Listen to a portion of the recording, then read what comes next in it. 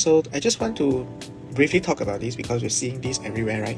So this involves a story about a young lady who is earning about 2005, but she worked very hard. She worked a few jobs to save up the down payment to buy her car, which is an EV that costs about 180,000. And the reason this becomes a viral news is because she has saved enough of a down payment and she wanted to buy the car and she needed to take a loan. So the bank asked her to get the parents to be a guarantor. So of course, she cited that the reason she wanted to buy this car, even though it seems pretty expensive to her current income level or life stage, is because we only live once and she wants to ensure that she has no regrets. I think I can understand where this is coming from because the last few years as we go through COVID, right? The thing I learned most is that if we continue to delay our plans to later or 10 years, 20 years later, thinking that we have time later to do things, so now let's just work hard and think about enjoying our life and do things we like later. It's not wrong also, but then the thing is, what I learned from COVID is we don't know when is later. We don't know whether we have later or not. There are so many people that their life suddenly ended. And in fact, every one of us, we have an equal chance to pass away suddenly.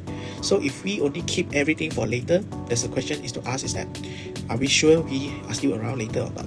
Now, even if we are still alive, maybe we won't be able to do what we want to do later as well. So if we are suddenly very sick, very old, maybe we don't have the physical ability or energy to do what we want to do now as well. So it's important to do what we like because we only live once. That's true.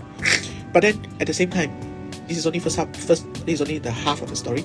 The other half is that you also grow old, we also grow old. So if we live our life only in today and eventually we are old already later and we are still healthy, we are still alive, but we have spent all our money when we were younger, then that's the consequences also. Then that becomes, we live once, but now we are living in a very terrible manner. We are living a life that doesn't right everywhere, stressed every day or every moment because we have not done good preparation of managing our money well when we were younger. So the key here is you must remember you only live once, but you also will grow old. So it's important to keep a balance. So now back to this story. Do you think there's something that's not right to buy this car with this income? I think you have to look at it in a very neutral manner, right? If someone worked very hard to save up 32,000 and she wants to buy something with this 32,000 the reason she worked so hard is to save this 32,000 is to buy that something. So I think it's fine, right? Because it's their money, they decide what to do, they work for it, they never harm anyone to get the 32,000 or 31,000, right? Now, but then buying a car is not just that. Buying a car is not just I pay them 32,000 and I have the car. Buying a car also requires you to pay the full price. If you don't have the full amount, then you have to get a loan. So today you work hard for the last 2 years, you have 32,000, you can pay for the down payment. Congratulations, you get the key. Then the other things start already. Is that you need to service the loan. So buying a car is not as simple as you only live once because it involves your future income, it involves your future self freedom and flexibility as well. So the moment we get the car loan approved, our future income for the future you will be disappearing because you have committed that income to service the loan for him already or her already. So the good thing is you get the car now, but the not so good part is the future you have less freedom, less flexibility, and with the income of 2005, let's say the loan amount, in this case 180 minus the down payment 30,000, the loan they have to borrow is still 150. So when you add on the interest, it's maybe even close to 200 or more already. So in a month, maybe this person will need to pay about 2,000 in car loan.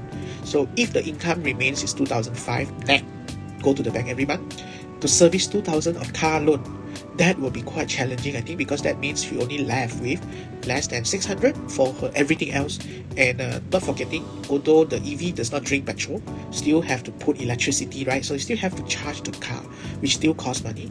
And there are still other things we need to pay: road tax, insurance, parking, toll, and if you get saman, you still have to pay the saman, right? And then you have to buy food, you have to pay for so many other things, So I think it's important to acknowledge we only live once, but we also grow old, and because we only live once, you only have one chance to create a story of your life.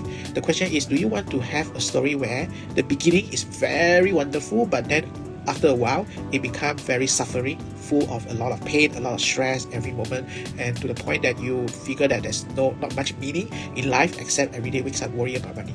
So those are the things that you might want to consider if you're telling yourself I only live once. It's true, but remind yourself you also grow old, and because you only live once, so it's important to do things that keeps a good balance for you and your life.